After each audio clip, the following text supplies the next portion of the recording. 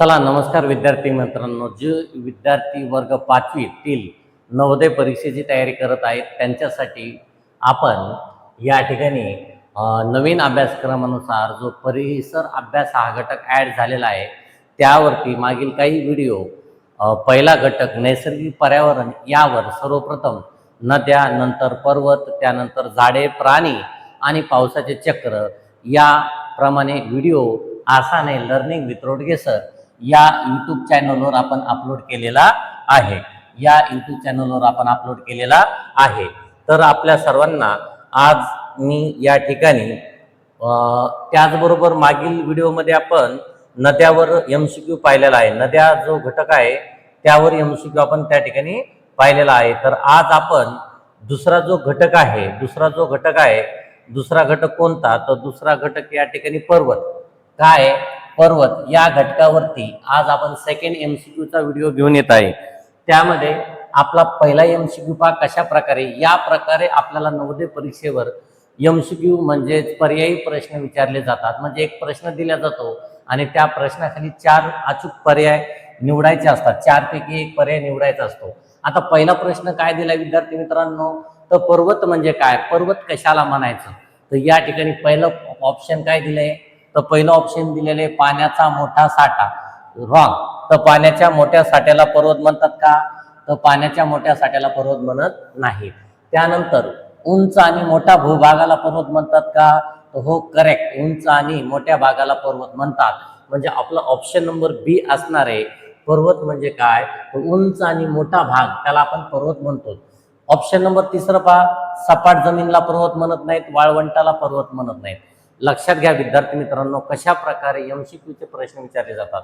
त्यानंतर दुसरा घटक आपल्याला या ठिकाणी पाहायचा आहे कोणता, तर या ठिकाणी दुसरा एमसीक्यू आहे पर्वत सामान्यतः कुठे आढळतात। आता पर्वत कुठे दिसतात, आपल्या इकडे पर्वत दिसतात का, कोणत्या भागात पर्वत दिसतात, कशा असतात, विशेषतः काय त्याचं, तर या ठिकाणी ऑप्शन दिले समुद्र, तर समुद्रामध्ये पर्वत पाहायला भेटतात का, तर समुद्रामध्ये पर्वत नसतात। त्यानंतर मैदानी भागाला पर्वत म्हणतात का, तर मैदानी भागात पर्वत नाही म्हणत। त्याचबरोबर वाळवंट नाही। मग आपलं करेक्ट ऑप्शन काय असणार आहे, पृथ्वीच्या उंच भागास पर्वत असे म्हणतात, पृथ्वीच्या उंच भागाला आपण पर्वत म्हणतो। त्यानंतर तिसरा एमसीक्यू पर्याय काय असणार आहेत तर या ठिकाणी तिसरा पर्याय असा दिलेला आहे किंवा एमसीक्यू असा आहे, पर्वताचे हवामान कसे असते। पर्वत असं उंच ठिकाणी असल्यामुळं त्या ठिकाणी त्याचं हवामान कसं असतं हे आपल्याला लक्षात पाहिजे। गरम असतं का, दमट असतं का, गार असतं, तेव्हाच आपण त्या ठिकाणी पाहूयात। ऑप्शन पहिले गरम असतं, चुकीचे, गरम ऑप्शन चुकीचे, गरम नसतं त्या ठिकाणी। त्याचबरोबर दमट वातावरण पण नसतं, त्यानंतर कोरडं वातावरण पण नसतं। करेक्ट आन्सर असणार आहे तुमचं थंड वातावरण त्या ठिकाणी असणार आहे। पर्वताच्या ठिकाणी वातावरण कसं असतं, थंड वातावरण असतं। त्याचबरोबर या ठिकाणी ऑप्शन नंबर चौथा एमसीक्यू चौथा काय सांगतोय, पर्वतावर कोणती झाडे आढळतात विशेषतः या ठिकाणी काय। आता या ऑप्शन मध्ये तुम्ही निरीक्षण केलं तर त्या ठिकाणी काही संकुचित पर्याय असतात। संकुचित पर्याय म्हणजे काय, फक्त केवळ असा जर शब्द आला तर त्याला संकुचित पर्याय म्हणतात। तर त्यांनी सांगितलं की फक्त नारळ झाडे असतात, हा संकुचित पर्याय नाही। त्याचबरोबर फक्त वाळवंटी झाडे असतात ते पण चुकीचं आहे, किंवा फक्त गवत असतं हे पण चुकीचं आहे। तर करेक्ट ऑप्शन काय असणार आहे, त्या ठिकाणी जास्तीत जास्त देवदार किंवा पाईन या प्रकारची झाडे आपल्याला पर्वताच्या भागात पाहायला मिळतात। एमसीक्यू नंबर 5 पाहूयात। 5व्या एमसीक्यू मध्ये काय म्हटलेले विद्यार्थी मित्रांनो, पर्वतामधून काय उगम पावते। यापूर्वीचा जो घटक आहे आपला नैसर्गिक पर्यावरण या पाठातील पहिला घटक नद्या होता, आणि नद्यानंतर पाठ कोणता आहे, पर्वत आहे, आणि यानंतर झाडे, प्राणी आणि त्या ठिकाणी पावसाचे चक्र। तर हा प्रश्न त्या घटकाशी निगडीत आहे। तर या ठिकाणी काय प्रश्न विचारला आहे, पर्वतामधून काय उगम होतं, म्हणजे त्याची निर्मिती पर्वतापासून होते असा कोणता घटक आहे। तर तलाव पर्वतापासून होतात का, तर नाही, चुकीचं आहे। वाळवंट होतात का, तर चुकीचं आहे। रस्ते चुकीचं आहे। तर पर्वतापासून नद्याचा उगम होतो हे आपल्याला लक्षात ठेवायचे, पर्वतामधून नद्याचा उगम होतो। त्यानंतर 6वा एमसीक्यू आपल्यासाठी आहे पर्वत कोणते नैसर्गिक साधन आहे। पर्वत हे जे आहे कोणते नैसर्गिक, यापूर्वी सुद्धा आपण नद्याचा जो प्रश्न पाहिला होता तर त्यामध्ये सुद्धा प्रश्न आलता, नद्या हा कोणत्या प्रकारचं नैसर्गिक साधन आहे। तर नद्या हे जलस्रोत आहे असं आपण त्या ठिकाणी म्हणलेलं आहे. तर या ठिकाणी ऑप्शन पहिलं जलस्रोत तर नसणार आहे. त्यानंतर दुसरा ऑप्शन काय आहे तर एक मिनिट हा एकदा नीट वाचू द्या. काय सांगितलंय? पर्वत कोणते नैसर्गिक साधन असतात? जलस्रोत निर्माण होतो ते ऑप्शन बरोबर असू शकतं. का कारण की नद्याचा उगम कुठं होतो? पर्वतामधून होतो, म्हणून या ठिकाणी ते सुद्धा असणार आहे. पर्वतामधून वेगवेगळे खनिजे मिळतात ते पण बरोबर आहे. त्यानंतर या ठिकाणी वनस्पती मिळतात ते पण बरोबर आहे. याचा अर्थ आपलं करेक्ट ऑप्शन असणार आहे वरीलपैकी सर्व तिन्ही ऑप्शन बरोबर आहे. त्या आपल्याला पर्वतामधून नैसर्गिक साधने भेटतात. बर, त्यानंतर 7वा प्रश्न काय आहे? पर्वत कोणासाठी महत्वाचा आहे? पर्वत कोणासाठी महत्वाचा आहे? पर्वताची वैशिष्ट्ये लक्षात घ्या. शेतीसाठी महत्वाचा आहे का? तर ऑफकोर्स शेतीसाठी सुद्धा महत्वाचा असणार आहे. त्यानंतर पाण्यासाठी महत्वाचा आहे का? यस, ऑफकोर्स पाण्यासाठी सुद्धा महत्वाचा आहे. त्यानंतर हवामान नियंत्रणासाठी सुद्धा महत्वाचा आहे. याचा अर्थ आपला ऑप्शन नंबर डी म्हणजे वरीलपैकी सर्व हे त्या प्रश्नाचं उत्तर असणार आहे. त्यानंतर प्रश्न क्रमांक 8वा पाहूयात विद्यार्थी मित्रांनो. पर्वतावर कोणते प्राणी आढळतात? जनरली पर्वतावर कोणते प्राणी आढळतात? सिंह पर्वत आढळतो का? तर सिंह आढळत नाही. त्यानंतर हत्ती पण आढळत नाही. त्यानंतर उंट पण आढळत नाही. मग आपल्याला या ठिकाणी बकरा, याक किंवा हिमचित्ता अशा प्रकारे पर्वतावर या प्रकारचे प्राणी आपल्याला दिसतात, आढळतात. त्यानंतर ऑप्शन किंवा प्रश्न क्रमांक 9 पाहूयात. पर्वत काय आढळतात? पुन्हा प्रश्न तसाच आहे. पर्वता काय आढळतात? त्या ठिकाणी आपल्याला काय आढळतात नाही तर शब्द आहे अडवतात. पर्वत काय आढळतं? नदी आढळते का? तर चुकीचं आहे.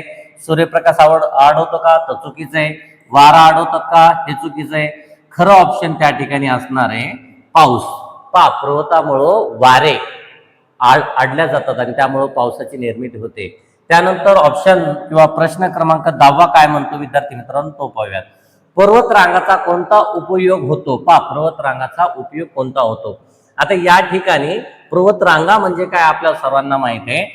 असा या प्रकारचा भाग असतो, याला पर्वत रांगा म्हणतात. हा पर्वताचा भाग असतो त्याला पर्वत रांगा म्हणतात. त्याचा उपयोग आपल्याला सांगायचा आहे.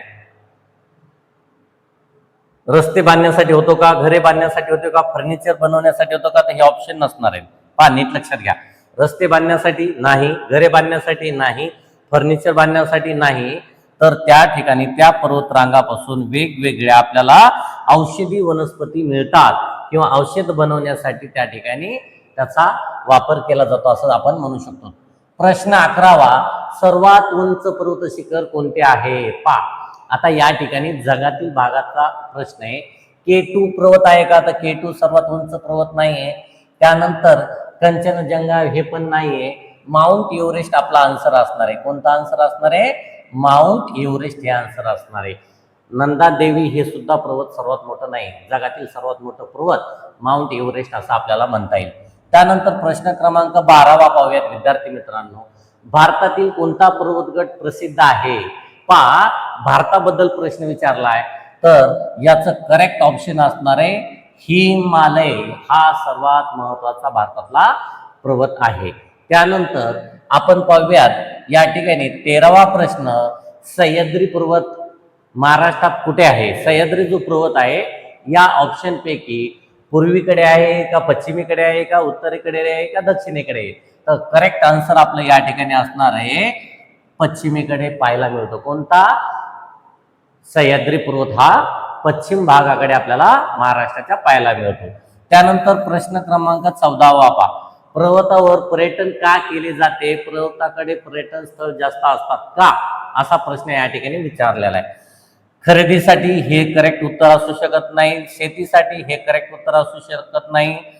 खाणकामासाठी सर्वात बेस्ट पर्यटनासाठी जर कन्सेप्ट असेल, MCQ असेल तर हा ऑप्शन असेल. उंची किंवा निसर्ग सौंदर्य पाहण्यासाठी वेगवेगळे लोक पर्वत या ठिकाणी पर्यटन स्थळासाठी जातात. त्यानंतर 15वा प्रश्न काय सांगतो विद्यार्थी मित्रांनो. पर्वत मातीची धूप किंवा झीज कसे थांबवतात? आता पर्वतामुळं मातीची झीज किंवा धूप कशा प्रकारे थांबवते? वारा वाढून, पाणी अडून, झाडे जाळून, जमीन सपाट करून. तर करेक्ट ऑप्शन असणारे विद्यार्थी मित्रांनो या ठिकाणी पाणी अडवून पर्वत मातीची धूप किंवा झीज थांबवतात. अशा प्रकारे ऑप्शन नंबर बी असणार आहे. त्यानंतर प्रश्न क्रमांक 16 पाहूयात विद्यार्थी मित्रांनो. पर्वतावर कोणती शेती केली जाते? सर्वात महत्वाचा प्रश्न आहे, लक्षात घ्या. पर्वतावर भात शेती केली जाते का? तर नाही. गहू नाही, ऊस नाही. करेक्ट ऑप्शन असणार आहे आपलं चहा, कॉफी किंवा सफरचंदी या प्रकारची शेती पर्वतावर केली जाते. त्यानंतर 17वा प्रश्न काय सांगतो विद्यार्थी मित्रांनो तो पहा. पर्वतावर लोकसंख्या कशी असते? पहा, पर्वतावर खूप जास्त लोकसंख्या असते का, मध्यम लोकसंख्या असते का, कमी असते का, काहीच नसते? शून्य ऑप्शन दिले. तर खूप जास्त असते हे पण चुकी आहे, शून्य असते हे पण चुकीचं आहे, मध्यम असते हे पण चुकीचं आहे. करेक्ट ऑप्शन असणार आहे तुमचं की कमी प्रमाणात लोकसंख्या पर्वताच्या भागात पाहायला मिळते. त्यानंतर 18वा प्रश्न. पर्वत आपल्याला काय देतात? खूप महत्वाचा प्रश्न आहे. पहा, इथं संकुचित पर्याय, फक्त हा शब्द आला तर संकुचित पर्याय, तर हे ऑप्शन नसणार आहेत, हे ऑप्शन नसणार आहे. मग करेक्ट ऑप्शन नंबर ए असणार आहे. खनिज, लाकूड, पाणी आणि हवा हे आपल्याला पर्वतापासून मिळत राहतं. ओके, त्यामुळे ऑप्शन नंबर ए करेक्ट असणार आहे. 19वा प्रश्न काय सांगतो विद्यार्थी मित्रांनो. पर्वतारोही. पहा, पर्वतारोहण म्हणजे काय? पर्वतारोहण शब्द नीट लक्षात घ्या काय. तर पर्वतारोहण म्हणजे काय? नदीमध्ये पोहणे, डोंगर चढणे, मासेमारी करणे, झाडे लावणे. नीट लक्षात घ्या. जो व्यक्ती पर्वतारोही असतो, रोही म्हणतो त्या ठिकाणी किंवा सर करणे म्हणतो त्याला आपण. तर करेक्ट उत्तर असं डोंगर चढणे हा या ठिकाणी ऑप्शन असणार आहे. नदी पोहणे हे नसणार आहे, मासेमारी नसणार आहे, झाडे लावा हे पण नसणार आहे. अशा प्रकारे ऑप्शन नंबर बी डोंगर चढणे हा तुमचा पर्याय असणार आहे. आता शेवटचा पर्याय किंवा शेवटचा प्रश्न पाहूयात 20वा. काय म्हणतो तो ऐकून घ्या व्यवस्थित. या ठिकाणी सांगितले पर्वताचे संवर्धन का आवश्यक आहे? पर्वताचे संवर्धन का आवश्यक आहे? त्यामध्ये पहिली गोष्ट काय दिलेली एमसीक्यू मध्ये पहिला ऑप्शन आहे सृष्टी पाहिजे होतं. त्या ठिकाणी जीवनसृष्टी, संरक्षण आणि पाण्याचा साठा टिकवण्यासाठी हे ऑप्शन करेक्ट असणार आहे विद्यार्थी मित्रांनो. वाळवंट तयार करण्यासाठी हे ऑप्शन चुकीचं असणार आहे. त्यानंतर प्रदूषण वाढवण्यासाठी हे चुकीचे निगेटिव्ह पर्याय. झाडे तोडण्यासाठी हे सुद्धा निगेटिव्ह पर्याय. अशा प्रकारे मी आपल्या सर्वांसाठी परिसर अभ्यास घटकातील पहिला पाठ परिसर अभ्यास यातील दुसरा घटक पर्वत यावर एमसीक्यू 20 घेऊन आलतो. यापूर्वी आपण नद्यावर एमसीक्यू या आसाने लर्निंग विथ रोडगे सर या यूट्यूब चॅनलला टाकलेला आहे. पुढील व्हिडिओ आपल्या सर्वांसाठी झाडे किंवा प्राणी यावर मी घेऊन येणार आहे. तर जास्तीत जास्त नवोदय करणाऱ्या विद्यार्थ्यापर्यंत हा व्हिडिओ पोहोचा, जेणेकरून त्यांना आता या एमसीक्यू पूर्वी मी या घटकावर डिटेल्समध्ये व्हिडिओ या आसाने लर्निंग विथ रोडगे सर या यूट्यूब चॅनलवर टाकलेला आहे. तर आधी व्हिडिओ पाहायचा, नंतर एमसीक्यूचे उत्तर तुम्हाला देता येतील. तर पुन्हा एकदा आपल्या सर्वांचे धन्यवाद.